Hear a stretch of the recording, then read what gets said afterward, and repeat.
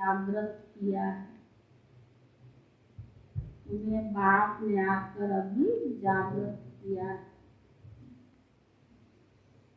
प्रश्न, बाप का फरमान कौन सा है जिससे पालन करने से विकारों की पीड़ा से बच सकते? प्रश्न है, बाप का फरमान कौन सा है जिससे पालन करने से विकारों की पीड़ा से बच सकते?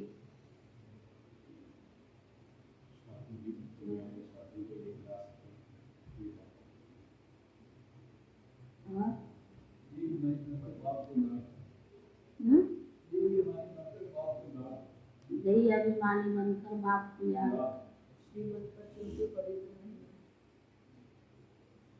उत्तर है, बाप का फरमान है, पहले 7 रोज भट्टी में बैठ।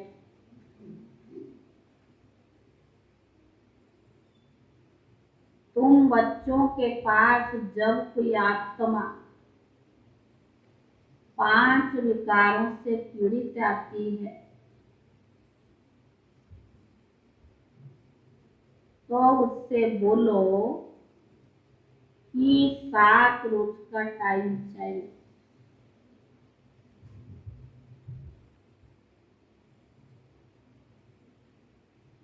कम से कम 7 रोज दो तो तुम्हें समझाएं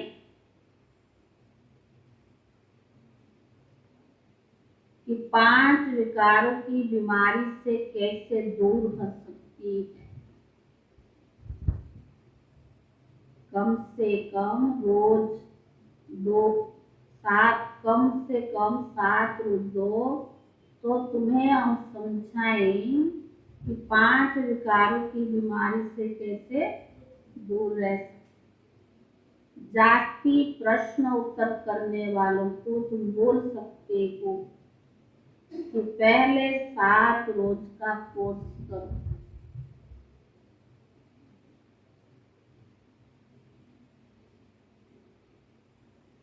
शास्त्रीय प्रश्न उत्तर करने वालों को तुम बोल सकते हो कि पहले 7 रोज का कोर्स करो।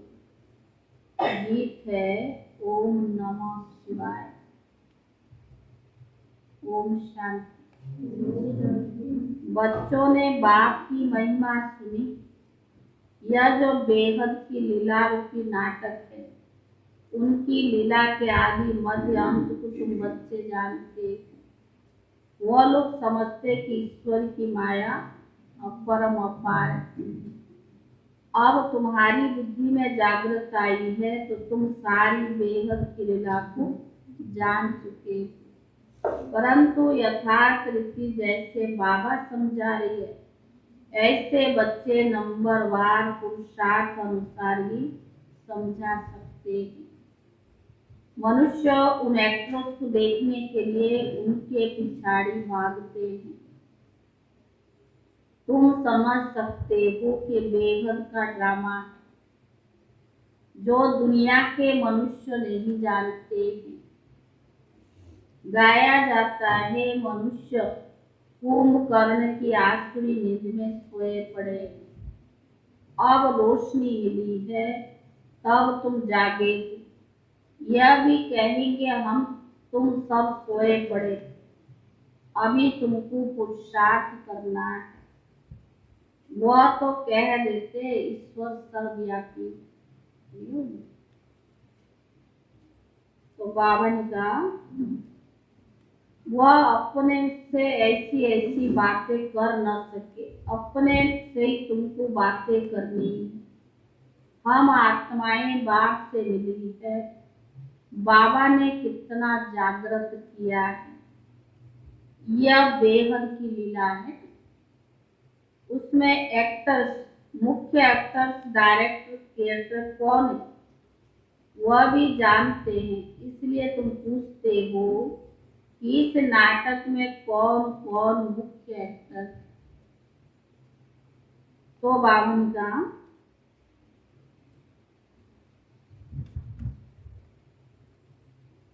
शास्त्र में लिख दिया है कि कौरव सेना में कौन बड़े हैं और पांडव सेना में कौन बड़े हैं। बावन का तुम समझते हो बेहद का ड्रामा है जो दुनिया के मनुष्य नहीं जानते हैं। गाया जाता है मनुष्य कुंभकर्ण की आसुरी नींद में सोए पड़े हैं, अब रोशनी मिली है तब तुम जागे हो। यह भी कहेंगे हम तुम सब सोए पड़े थे, अभी तुमको पुरुषार्थ करना है। वह तो कह देते ईश्वर सर्वव्यापी है, वह अपने से ऐसी ऐसी बातें कर न सके। अपने से तुमको बातें करनी है। हम आत्माएं बाप से मिली है। बाप ने कितना जागृत किया है। यह बेहद की लीला है, विष्णु का रूप है। बावन का मूल वतन, सूक्ष्म वतन, स्थूल वतन के आदि मध्य अंत को जानना। ब्रह्मा और विष्णु का पाठ यहाँ चलता है। विष्णु का रूप एम ऑब्जेक्ट है, यह पद पाना है। गाते भी है ब्रह्मा देवता नमो, फिर कहते शिव परमात्मा ही नमो। उनको निराकार ही कहते हैं, परमात्मा कहते हैं। तो बाप हुआ ना, सिर्फ परमात्मा कह देने से पिता अक्षर नहीं आता है, तो सर्वव्यापी कह देते हैं। इसीलिए मनुष्यों को कुछ समझ में नहीं आता है, जैसे तुम नहीं समझते थे। बाप आकर पतितों को पावन बनाते हैं, यह किसको भी पता नहीं है। तुम बच्चे अभी कितनी समझदार बन गए हो। आदि से लेकर अंत तक तुम सब कुछ जान गए हो। ड्रामा देखने जो पहले जाएंगे जरूर आदि मध्य अंत सारा देखेंगे, फिर बुद्धि में रहेगा हम यह देखा है। फिर भी चाहना हो देखने की देख सकते हैं। यह तो हुआ भद का नाटक, तुम बेहद के नाटक को जान गए हो। सतयुग में प्रारब्ध जाकर पाएंगे, फिर यह नाटक भूल जाएगा। इस समय यह ज्ञान मिलेगा तो यह भी समझ की बात है। कोई भी बात में प्रश्न उत्तर करने की दरकार नहीं। 7 रोज भट्टी के लिए कहा जाता है, परंतु 7 रोज बुद्धि में बैठना बड़ा मुश्किल है। सुनने से ही घबरा जाते हैं। समझाया जाता है क्यों कहा जाता है, क्योंकि आधा कल्प से तुम रोगी बने हो। 5 विकार रूपी भूत लगे हुए हैं, अब उनसे तुम पीड़ित हो। तुमको युक्ति बतलाएंगे कि कैसे इस पीड़ा से छूट सकते हो। बाप को याद करना, जिससे तुम्हारी पीड़ा हमेशा के लिए खत्म हो जाएगी। बाप का फरमान है कि 7 रोज भट्टी में बैठना। गीता भागवत पाठ रखते तो रोज 7 रोज बिठाते हैं। यह तो भट्टी है, सब तो नहीं बैठ सकते। कोई कहाँ है। आगे चलकर बहुत वृद्धि को पाएंगे। यह सब रुद्र ज्ञान यज्ञ की शाखाएं हैं। जैसे बाघ के बहुत नाम रखते हैं, वैसे ही रुद्र ज्ञान यज्ञ के भी बहुत नाम रख दिए। रुद्र को कहा जाता है परम पिता परमात्मा। सो तो तुम जानते हो। राजस्व अश्वमेध अर्थात यह रथ इस यज्ञ से ही स्वाहा करना है। बाकी जाकर आत्माएं रहती है। सबके शरीर स्वाहा हुए हैं। होलिका होती है ना, विनाश के समय सबके शरीर इस यज्ञ में स्वाहा होंगे। सबके शरीर की आहुति पड़नी है, परंतु तुम बाप से पहले वर्षा लेते हो। जाना तो सभी को है ना। रावण का बहुत बड़ा परिवार है, तुम्हारा सिर्फ देवी परिवार छोटा है। आसुरी परिवार तो कितना बड़ा है। वह कोई देवता बनाने वाले नहीं है। जो और धर्म में कन्वर्ट हो गए हैं, निकल भी आएंगे। परम पिता परमात्मा ब्रह्मा मुख द्वारा मुख वंशावली रचते हैं। बाबा ने समझाया है, पहले हमेशा स्त्री को एडॉप्ट करते हैं, फिर रचना रचते हैं। वह है मुख वंशावली। यह सारी रचना है मुख वंशावली। तुम उत्तम ठहरे क्योंकि तुम श्रेष्ठाचारी बनते हो। तुमको सिर्फ बाप को ही याद करना है, क्योंकि ब्राह्मणों को बाप के पास ही जाना है। तुम जानते हो वापिस घर जाकर फिर सतयुग में आकर पाठ बजाना है सुख का। बहुत लोग समझते भी है, फिर 7 रोज देते नहीं तो समझा जाता है ये अपने घराने के अन्य नहीं है।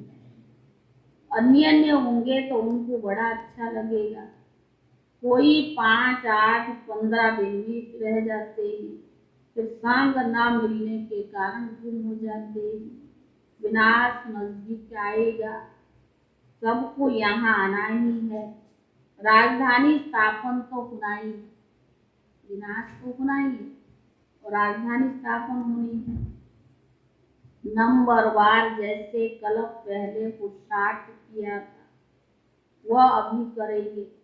तुम्हारी बुद्धि में है हम बाप से वर्षा ले रहे हैं पुरुषार्थ अनुसार। जितना हम बाबा को याद करेंगे कर्मातीत बनेंगे उतना ऊंच पद पाएंगे। पहले पहले सृष्टि सतो प्रधान थी, अब तो तमो प्रधान है। भारत को ही प्राचीन कहते हैं। तुम जानते हो हम सो देवता थे, फिर 84 जन्म पास किए, अब फिर बाबा के पास आए हैं वर्षा लेने। बाप आए हैं पावन बनाने, पतित बनाता है रावण। हम बेहद के मुख्य ऑलराउंडर पाठधारी, सूर्यवंशी चंद्रवंशी चक्कर लगाकर अब सूर्यवंशी से फिर ब्राह्मण वन में आए। ब्राह्मण तो जरूर चाहिए ना, ब्राह्मण है चोटी। ब्राह्मण चोटी रखवाते हैं, देवता धर्म भी बड़ा है। यह बुद्धि में है ना, हम बेहद ड्रामा के ऑलराउंडर पार्ट बजाने वाले। हम यह वर्ण भारत के लिए ही गाए हैं, अक्सर करके विष्णु को दिखाते हैं। उनमें शिव बाबा और ब्राह्मणों की चोटी उड़ा दी है, वह दिखाते नहीं है। अभी तो बुद्धि में 84 जन्मों का राज बैठा हुआ है।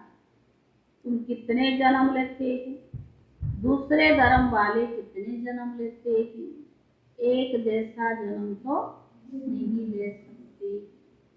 पीछे आने वालों का जन्म कम हो जाएंगे, पहले पहले आने वालों को ही 84 जन्म करेंगे।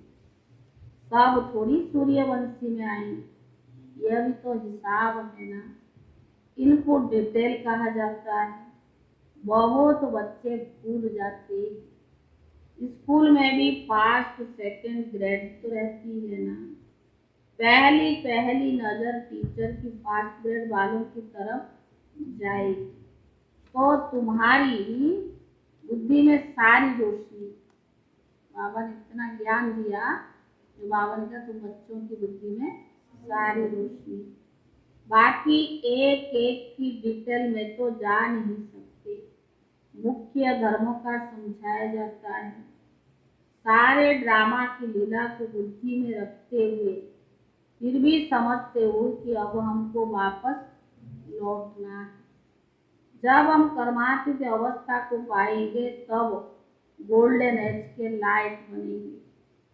बाप को याद करने से हमारी आत्मा पवित्र बन जाएगी, फिर चोला भी पवित्र मिलेगा। बाप को याद करते करते हम गोल्डन एज में चले जाएंगे। अपना टेम्परेचर देखना होता है, जितना ऊंच जाएंगे उतना खुशी का पारा भी चढ़ेगा, नीचे उतरने से खुशी का पारा भी उतर जाता है। सतो प्रधान से नीचे उतरते उतरते बिल्कुल ही तमो प्रधान बन पड़े। अब आप समझा रहे हैं, फिर भी माया घड़ी घड़ी बुला देती है। यह माया से युद्ध है। माया के बस बहुत हो जाते हैं। बाबा कहते सच्ची दिल पर साहेब राज, सच्ची दिल है उसका पर साहेब राज। कितनी अबलाएं बाप की याद में सच्ची दिल से रहती है। प्रतिज्ञा भी की हुई है कि हम विकार में कभी नहीं जाएंगे। विघन तो बहुत पड़ते हैं, प्रदर्शनी आदि में कितना विघन डालते हैं। बड़े फकूर से आते हैं, इसीलिए संभाल भी बहुत करनी है। मनुष्य की वृत्ति बहुत खराब रहती है, क्योंकि पंचायती राज्य है ना। फिर सतयुग में होते हैं 100% religious, righteous, lawful, solvent, duty government. तुम बच्चों को बड़ी मेहनत करनी है। चित्र भी बहुत बनते रहते हैं। इतना बड़ा चित्र हो जो मनुष्य दूर से पढ़ सके। ये बहुत समझने की और समझाने की बातें, जिससे मनुष्य समझे कि बराबर भारत स्वर्गवासी थे, अब नरकवासी बनेगी, फिर हमें पावन बनना है। ड्रामा का राज को भी समझाना है, ये चक्कर कैसे फिरता है। तो बावन का कितना समय लगता है। हम ही विश्व के मालिक थे, आज तो एकदम कंगाल बन पड़े हैं। रात दिन का फर्क है। यह भी अपने कर्मों का फल है जो भोगना पड़ता है। अब बाप कर्मातीत अवस्था बनाने आएगी। भारत क्या था, अब क्या है। अब इस युद्ध में सारी दुनिया स्वाहा हुई, यह भी तुम जानते हो। बाबा कहते खूब पुरुषार्थ कर महाराजा महारानी बनकर दिखाओ। चित्र पर बहुत अच्छी रीति समझाना है। बुद्धि में यही याद रहे कि हम कितना ऊंच थे, फिर कितना नीच गिरे हैं। गिरे हुए तो बहुत तुम्हारे पास आएंगे। गणिकाओं और याओं को भी उठाना है। इन्हों को जब तुम उठाओ तभी तुम्हारा नाम वाला होगा। अब तक इसकी बुद्धि में बैठता नहीं है। दिल्ली में आवाज निकलना चाहिए, वहाँ झट नाम होगा, परंतु अर्जुन देरी दिखाई देती। अबलाओं गणिकाओं को बाप कितना ऊंचा कर उठाते हैं। तुम ऐसे ऐसे जब उद्धार करेंगे तब तुम्हारा नाम वाला होगा।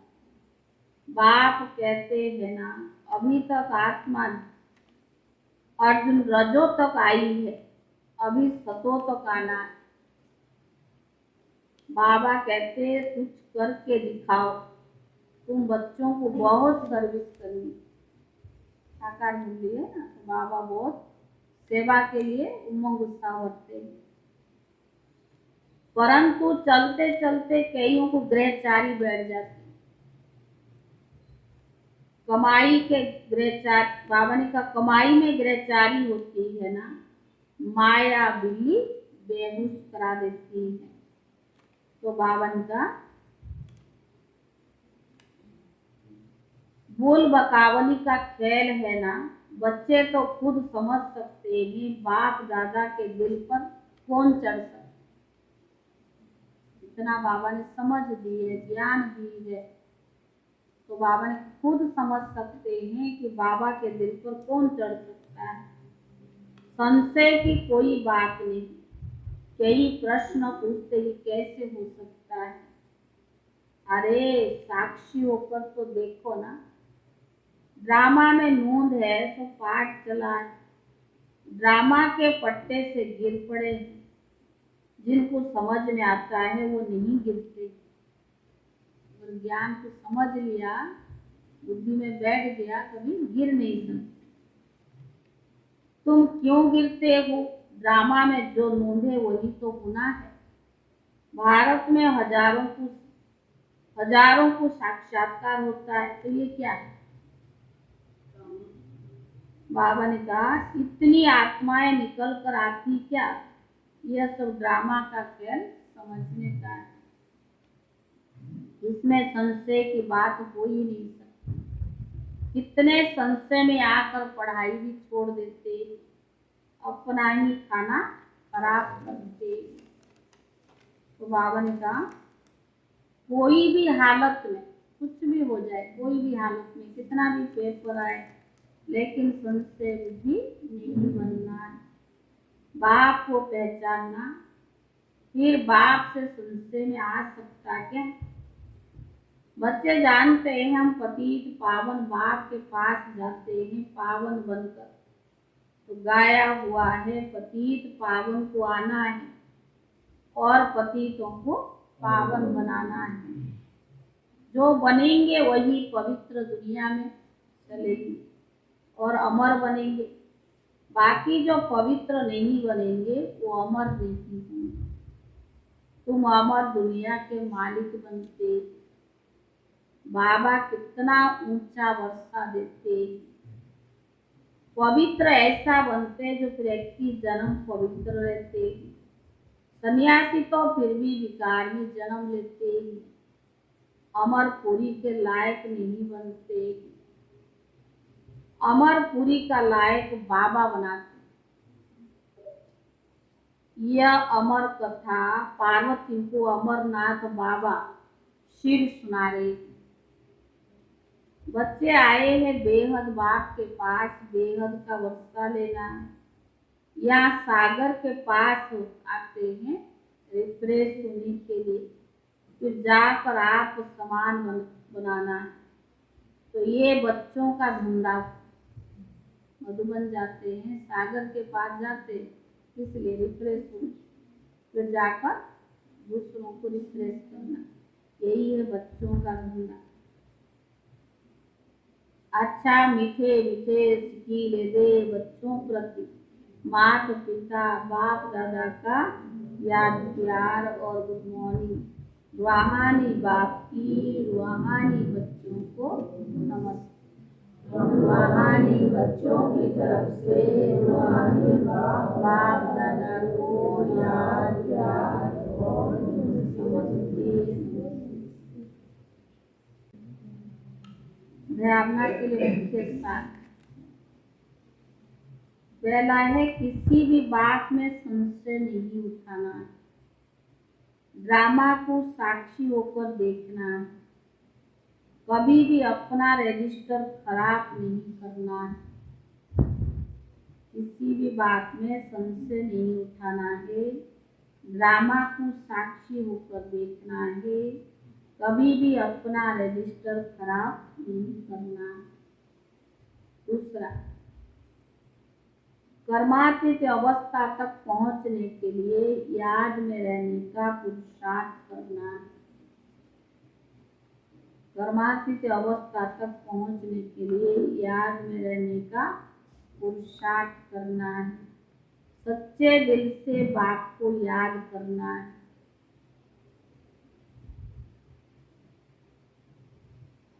अपनी स्थिति का टेम्परेचर अपने आप देखना है।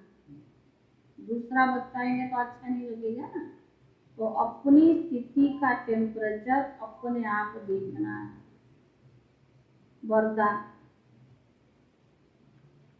संतुष्टता के खजाने द्वारा हद की इच्छाओं को समाप्त करने वाले सदा संतुष्ट मणि भव। संतुष्टता के खजाने द्वारा हद की इच्छाओं को समाप्त करने वाले सदा संतुष्ट मणि भव। जिनके पास संतुष्टता का खजाना है उनके पास सब कुछ है। जिनके पास संतुष्टता का खजाना है उनके पास सब कुछ है। जो थोड़े में संतुष्ट रहते उन्हें सर्व प्राप्तियों की अनुभूति होती है। जो थोड़े में संतुष्ट रहते हैं उन्हें सर्व प्राप्तियों की अनुभूति होती है, और जिनके पास संतुष्टता नहीं, सब कुछ होते हुए भी कुछ नहीं, वो सदैव खाली है, सदैव इच्छा रहती है, और इच्छा वालों को मिलता नहीं ना, तो फिर क्या दुखी रहते हैं। सब कुछ है, बाबा कहता कुछ थोड़ा भी है उससे भी खुश रहो, संतुष्ट रहो, लेकिन सब कुछ होते हुए भी संतुष्ट नहीं है तो खुश भी नहीं रहते, क्योंकि असंतुष्ट आत्मा सदा इच्छाओं के वश होती है। आत्मा असंतुष्टता क्यों फील करती है? चाहिए चाहिए इच्छा होती है, उसकी एक इच्छा पूरी होगी और 10 इच्छा उत्पन्न हो जाएगी। उसकी एक इच्छा पूरी होगी तो 10 इच्छाएं उत्पन्न होगी, इसीलिए हद के इच्छा मात्रम अविद्या, तब कहेंगे संतुष्ट मन। स्लोगन, स्मृति का स्विच सदा ऑन रहे तो मूड ऑफ नहीं हो सकता। स्मृति का स्विच सदा ऑन रहे तो मूड ऑफ हो ही नहीं सकता।